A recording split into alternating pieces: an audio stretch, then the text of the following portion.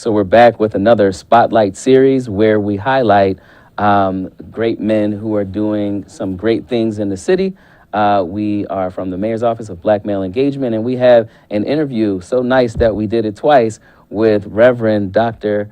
Alyn Waller from the Enon Baptist Church. So we're just going to jump right in with some things that you appreciate, some things that make you feel good, some things that you have a passion for. And I know in the previous interview, you talked a little bit about music. Can you tell us about your love for music and sort of what that does for you?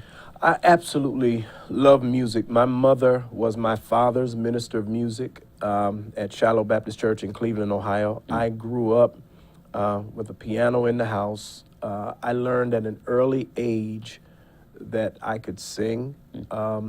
It literally, coming home from a Billy Graham crusade, 1972 in Cleveland, Ohio, we were singing in the back of the car, and it was my first recollection. I was 8 years old. I was like, I sound like the record.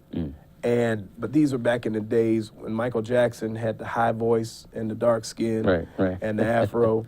Like Michael. I said, yeah, and I could sound like Michael Jackson, and I could sing Frankie Lyman songs.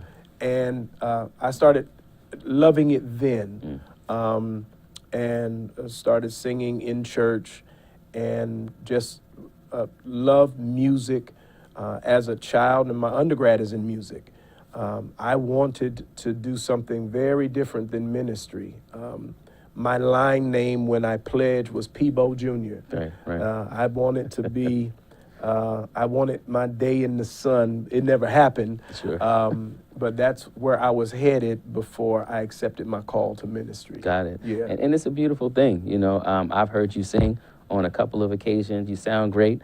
It's actually reminiscent of one of those tenors in Three Mo Tenors. Got you. Yeah. So I mean, you have a great voice, an awesome voice, and music has done a lot, not only for individuals, also for our people. We've struggled, and a lot of times throughout the struggles and the tribulations, music has really helped to been there for us. So I just want to talk about, you introduce yourself as Reverend Dr. Alyn Waller, and the Reverend portion. Next year will mark in history books, the 400th year for melanin-enriched folks, folks who identified as Negro and many other things, and Black or African American today, if you will. How important today is understanding, being involved in religion and sort of this sense of spirituality that folks talk about? It's critical for two reasons. Knowing to be African is to also be theological. There is no there is no African culture that does not acknowledge deity. And so for our survival, we need to acknowledge the spirit man that is inside of us. I believe that the story of God as revealed through Jesus Christ is the culminating story of God's revelation to us that predates Europe and predates our slavery. And so it is important to us to know God through that story. But I also believe that the Black church and Black men were born in this this story also to now keep Christianity Christian. Imperialistic Christianity that comes to us out of Rome and comes to us through the Constantinian strain is so antithetical to the radical religion of Jesus. And when you understand sort of the history of Christianity on the continent, and even how God used, and some will be offended by this language, but how God has used our suffering to bring forth the truth of this religious experience is important. The Black church is here in America right now to keep Christianity Christian. And when you look at what has happened to Christianity, where it's growing is on the continent of Africa. Where it's dying is Europe. And in America, where it's growing is where there is a strong Pentecostalism and Afro sensitivity. And where it's dying is in the commitment to mainline European traditions. Sure.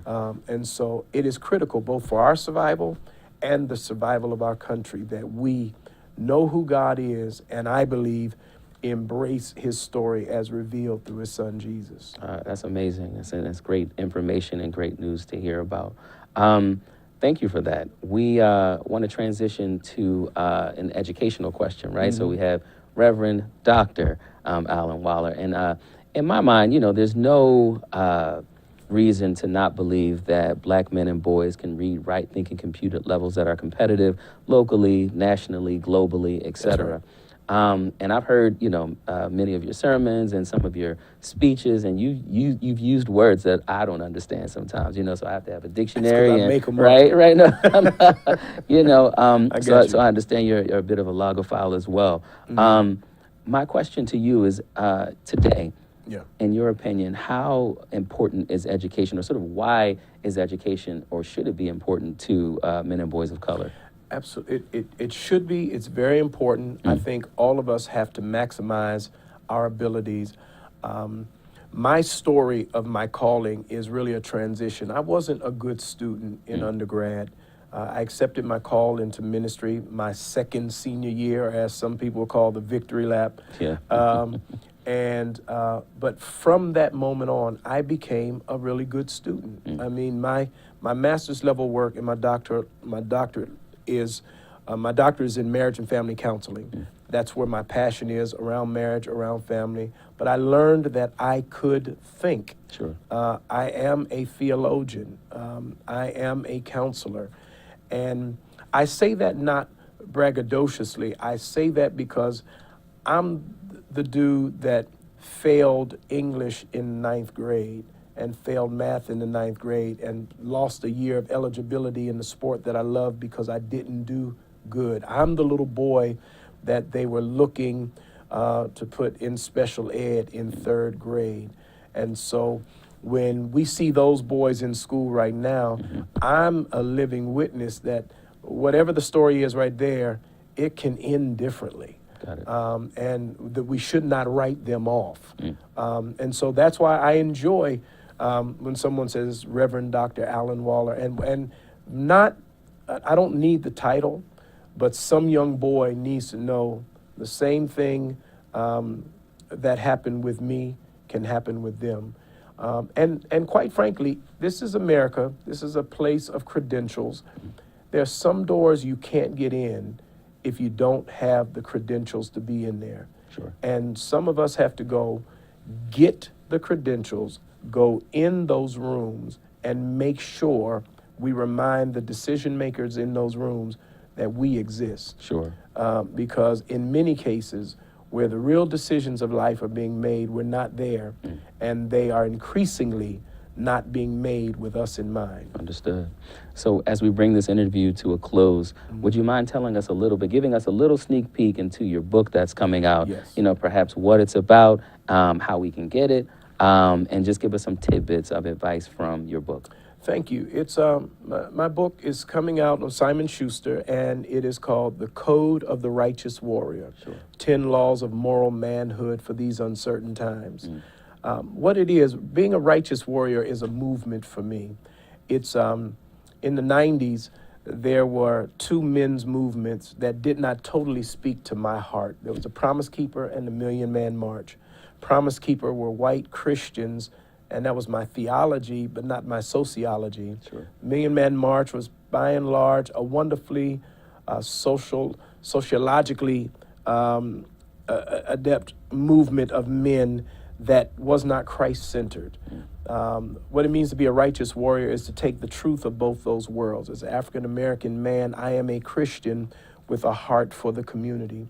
And there are some basic principles that I think are derived from the Bible about how to live this thing, keeping it simple, preserving your resources, knowing when to fight, playing hurt. These are all principles, and the book is about my journey and some of my friends, our journey through the midlife negotiation, and so it's full of stories of extreme sports. So I tell it through my experience of running in the pin relays or fighting in Israel with Krav Maga or going to Thailand and fighting in Muay Thai and what I've taught. The righteous warrior, I believe there's a warrior in all of us that needs to come out. And I've traveled the world looking to understand the warrior in every culture. Sure. And I want to call out the warrior in you and the warrior in me. And warrior is not just somebody who fights, Sure. but it's a man who understands who he is, who understands that he's in something much larger than himself, Sure. and that he's willing to live for and to die for. It's coming out May 7th, and I'm prayerful that the men of Philadelphia are going to embrace it first, and then hopefully men around this country will want to be righteous warriors, men who love themselves, who love God, who love their families, who live and act responsibly, and want to leave this place better than how we found it. Sure. That sounds like some serious stuff in the book, and we're very excited to be reading it very shortly in May. Hopefully we can pick it up at Bobby's, Uncle Bobby's bookstore. Absolutely. Right? That's and exactly other who's vendors gonna have it. around That's the city. right. That's Absolutely. Right. And we're very excited. I mean, you mentioned a couple of things, and I, in my head, imagine you fighting Muay Thai and, fighting against it in various ways. It's a very honorable thing to give to us, and we thank you for that. We're always touched, moved, and inspired to hear you speak, and we really just want to thank you and humbly thank you for being here and being giving of your time today. Thank you. And we ask that you come back in the near future, if that's okay. I look forward to it, man. Thank you so much. Thank you so much. Mm-hmm. All right.